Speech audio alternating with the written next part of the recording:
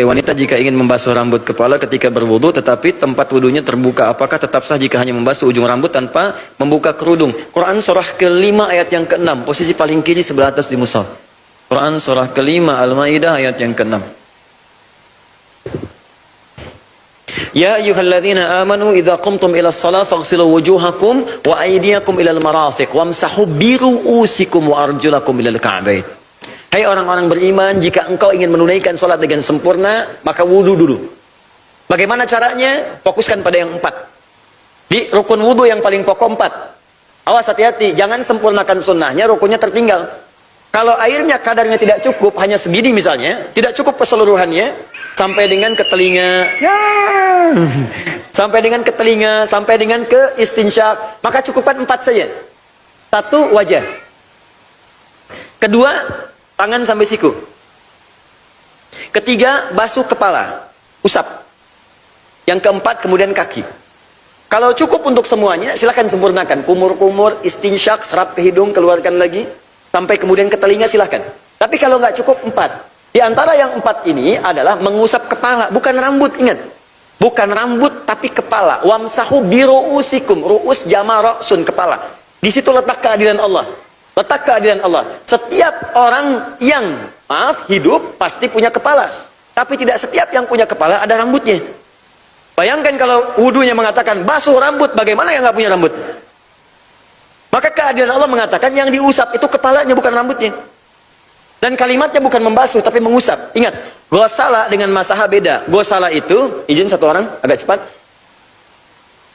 Siapa aja boleh. Mas, ini misalnya keran ya. Izin, lihat sini.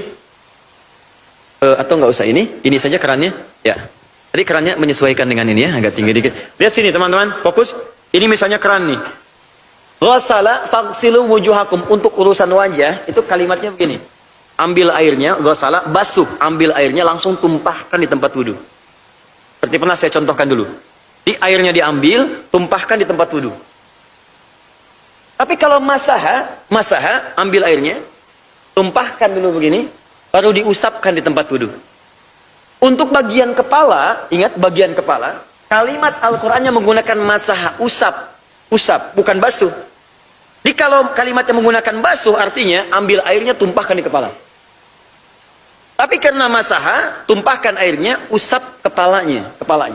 Dalam mengusap kepala ini ada yang sangat indah sekali.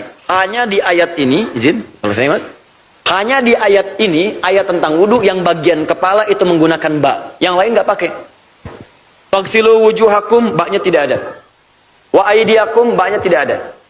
Wa arjulakum ilal ka'bain, ba-nya tidak ada. Ketika mengusap kepala ada ba-nya. Bi ru'usikum. Apa fungsi ba dalam bahasa Arab? Itu ada 14. Temukan di kitab namanya Bughnil Labib Am Ketubil Ma'arib, halaman 29 sampai 59. Ada 14 fungsi. Ada ghayah, ada ilsaq lil musahabah, ada ba'dun, ada istighraq, ada tab'un min ba'dun min duni tahdid, ada tab'id min ma'at tahdid. Nah, dari 14 fungsi ini untuk ayat wudu ada 3 fungsi yang utama. Pertama adalah istighraq. Istighraq itu keseluruhannya. Jadi kalau Anda tidak ada masalah di tempat yang tertutup, atau ikhwan misalnya tidak ada luka, tidak ada apa-apa, maka yang paling utama ambil air, tumpahkan, usap dari depan sampai belakang. Balikan. Tapi kalau ada persoalan, misal kayak tadi akhwat saya di tempat terbuka misalnya sulit kemudian melepas hijabnya, maka gunakan 2 prinsip. Pertama, at-tab'id min duni tahdid. Boleh mengusap tab'id sebagian, termasuk bagian kepala. Mana saja. Tanpa batasan, mau bagian depan, samping kanan, kiri, bagian belakang. Yang penting namanya kepala itu terbasuh, sah hukumnya.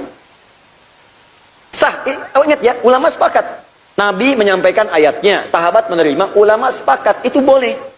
Di Anda yang bukan Nabi, bukan ulama, bukan sahabat, gak usah berbeda pendapat.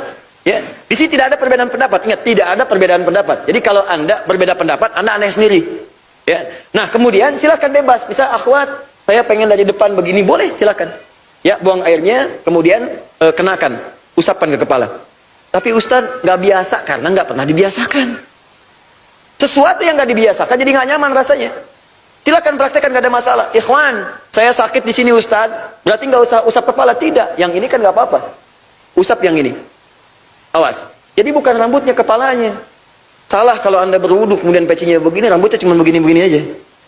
Kepalanya. Yang terakhir at-tab'id ma'at tahdid.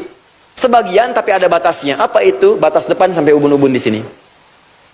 Ya, jadi yang di sini yang diutamakan. Ini boleh, tapi ini yang paling utama. Jadi solusinya adalah yang akhwat kalau tidak bisa dilepas dalam suasana yang terbuka, silahkan lihat bagian kepala tertentu, silahkan kemudian bisa diusap. Ya, itu huruf ba aja teman-teman, cuman huruf ba maknanya dahsyat. Ada orang Indonesia ngambil PSD di Al Azhar Asy-Syarif di